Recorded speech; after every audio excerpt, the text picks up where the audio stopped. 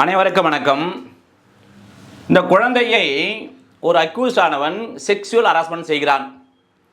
அதை செய்கின்ற போது இந்த எனி பர்சன் இருக்கார்ல, யாரோ ஒரு நபர் அதை பார்த்து ரிப்போர்ட் செய்ய தவறி விடுகிறார், அல்லது இந்த செய்தித்தாளில் தொலைக்காட்சியில் பணிபுரிகின்ற ஊழியர் அவ்வாறு ரிப்போர்ட் செய்ய தவறி விடுகிறார்.